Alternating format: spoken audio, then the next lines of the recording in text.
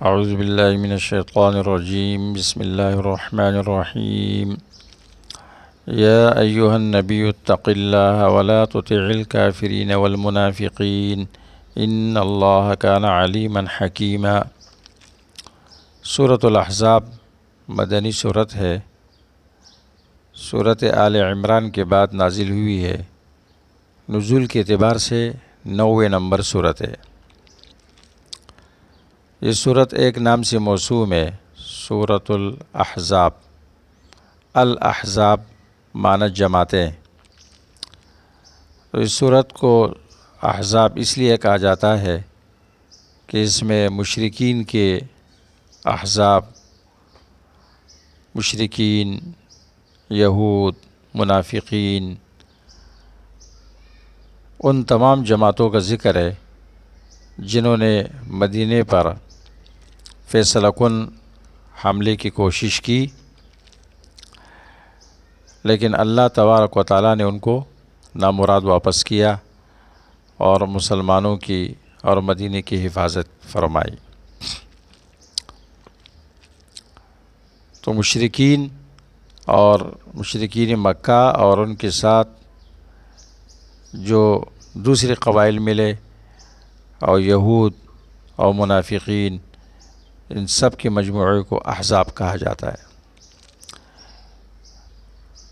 اس صورت میں یہ لفظ کئی بار استعمال ہوا ہے، یحسبون الاحزاب لم یذهبوا۔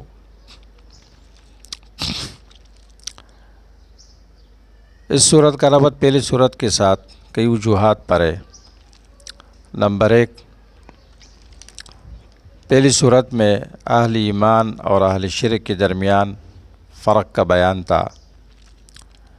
اس صورت میں اہل ایمان کے فرائض اور ذمہ داریاں بیان کی جاتی ہے بہت سارے خطابات کے ساتھ، تاکہ فرق ظاہر ہو جائے۔ نمبر 2، سورۃ الف لام میم سجدہ اس آیت پر ختم ہوئی تھی، وانتظر انہم منتظرون۔ تو اس صورت میں اللہ کے پیغام پہنچانے پر، رسالت کے ادائیگی پر آمادہ کیا جا رہا ہے، زور دیا جا رہا ہے زمانہ انتظار میں۔ نمبر 3، پہلی صورت میں توحید کے اثبات تھا، اس صورت میں رسومات باطلہ پر رد ہے۔ نمبر 4، پہلی صورت میں اصول اربعہ بیان ہو گئے تھے، توحید، صداقت قرآن، صداقت رسول اور بعث بعد الموت۔ اس صورت میں ترغیب دی جاتی ہے رسول اللہ صلی اللہ علیہ وسلم کی اطاعت کی طرف تمام اصول اور فروع میں۔ لقد کان لکم فی رسول اللہ اسوۃ حسنہ۔ سورت کا بنیادی مضمون اور مختصر خلاصہ۔ سورت کا بنیادی مضمون کیا ہے؟ نبی صلی اللہ علیہ وسلم کو دعوت کی ترغیب، تحزیز دی جا رہی ہے، آپ کو آمادہ کیا جا رہا ہے، آپ کو حکم دیا جا رہا ہے، اور رسومات اور بدعات کا رد کیا جا رہا ہے۔ تحزیز للرسول صلی اللہ علیہ وسلم علی الدعوۃ والتبلیغ ورد الرسوم والبدع، بدعات اور رسومات کا رد اور احکام پہنچانے میں ترغیب۔ اس میں خطابات ہے، نبی صلی اللہ علیہ وسلم کو 12 خطابات ہے، اور امت کو حکم ہے کہ پیغمبر کی تابعداری کرو، اس کی عزت کرو، اور 16 خطابات پھر امت کو ہے۔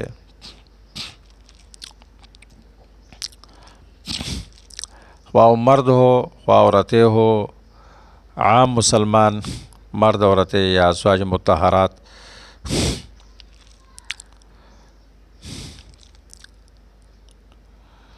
دعوت کی بنیاد توحید پر ہے، اس لیے اس کو 3 آیت میں ثابت کیا گیا ہے۔ آیت نمبر 17، 40، 42 اور اس کا مقابل شرک ہے، شرک پر رد کیا گیا ہے۔ شرک فی تصرف پر رد کیا گیا ہے آیت نمبر 3، 17، 48 میں۔ شرک فی العلم پر رد کیا گیا ہے آیت نمبر 40، 54 اور 17 اسماء حسنہ ذکر کیے گئے ہیں۔ نبی صلی اللہ علیہ وسلم کے خطابات کی تفصیل کچھ اس طرح ہے۔ پہلا خطاب اور دوسرا خطاب آیت نمبر 1 میں ہے، تیسرا آیت نمبر 2 میں ہے، چوتھا آیت نمبر 3 میں ہے، پانچواں خطاب آیت نمبر 7 میں ہے، چھٹا خطاب آیت نمبر 28 میں ہے اور ساتواں خطاب آیت نمبر 37 میں ہے، آٹھواں خطاب 45 میں ہے، نوواں خطاب 48 میں ہے، 10واں خطاب 50 میں ہے، 11واں خطاب 52 میں ہے اور 12واں خطاب 59 نمبر آیت میں ہے۔ امت کے خطابات کی تفصیل۔ پہلا خطاب آیت نمبر 6 میں ہے، دوسرا خطاب 9 میں ہے، تیسرا 21 میں ہے، چوتھا 30 میں ہے، پانچواں 32 میں ہے، 23 میں ہے، 32 میں ہے اور چھٹا وہ 33 میں ہے، ساتواں 34 میں ہے، آٹھواں 36 میں ہے، نوواں 50 میں ہے، 10واں 41 میں ہے، 11 نمبر 42 میں ہے اور 12 49 میں ہے، 13 53 میں ہے، 14 56 میں ہے اور 15واں یہ 69 میں ہے اور 16واں آیت نمبر 70 میں ہے۔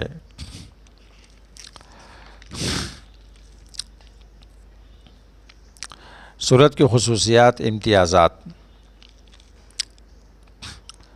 نمبر 1، سورت میں کثرت سے خطابات نبی صلی اللہ علیہ وسلم کو اور اس کی تبلیغ پر آپ کو آمادہ کیا جا رہا ہے۔ نمبر 2، کثرت سے خطابات ایمان والوں کو خاص طور پر بھی اور عام طور پر بھی اور نبی صلی اللہ علیہ وسلم کے اتباع پر ان کو آمادہ کیا جا رہا ہے، ان کو ترغیب دی جا رہی ہے۔ نمبر 3، منہ بولے بیٹے متبنہ کی بیوی کے متعلق جاہلیت کے رسم کا رد ہے کہ اس کی بیوی حقیقی بیٹے کی بیوی کی طرح نہیں ہوتی، اس کے ساتھ نکاح جائز ہے۔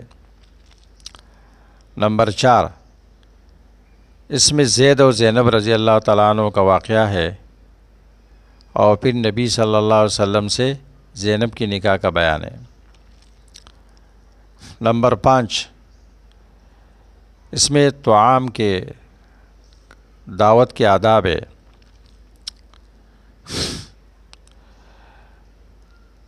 دعوت کا ادب یہ ہے کہ وقت سے پہلے مت جاؤ اور کھانا کھانے کے بعد پھر وہاں باتوں کے لیے مت بیٹھو۔ یہ صورت میں ذکر کیا گیا ہے نبی صلی اللہ علیہ وسلم کے دعوت اور آپ کے گھروں سے متعلق۔ نمبر 6، اس میں نزول حجاب کا ذکر ہے۔ عورتیں پردے میں باہر نکلیں گی، گھر میں بیٹھی رہے، بغیر ضرورت کے نہ نکلے۔ قرن فی بیوتکن، اگر باہر نکلنے کی ضرورت پڑے تو پردے میں نکلے۔ نمبر 7، اس میں غزوہ احزاب اور غزوہ بنو قریظہ کا ذکر ہے۔ نمبر 8، اس میں نبی صلی اللہ علیہ وسلم پر صلاۃ و سلام کا حکم ہے، یا ایھا الذین آمنوا صلوا علیہ وسلموا تسلیما۔ نمبر 9، اس میں منافقین کی قباحتوں کا بیان ہے۔ نمبر 10، اس میں امانت عالم کا ذکر ہے، انا عرضنا الامانۃ علی السماوات والارض۔ نمبر 11، اس میں اہل ایمان کے 10 اوصاف کا بیان ہے۔ نمبر 12، اس میں نبی صلی اللہ علیہ وسلم کے ختم نبوت کا بیان ہے، وخاتم النبیین۔ نمبر 13، اس میں نبی صلی اللہ علیہ وسلم کا اپنے ازواج کو اختیار دینے کا بیان ہے، اور اختیار دینا یہ طلاق شمار نہیں ہوتا ہے۔ نمبر 14، اس میں نبی صلی اللہ علیہ وسلم کے ازواج مطہرات کی فضیلت کا ذکر ہے۔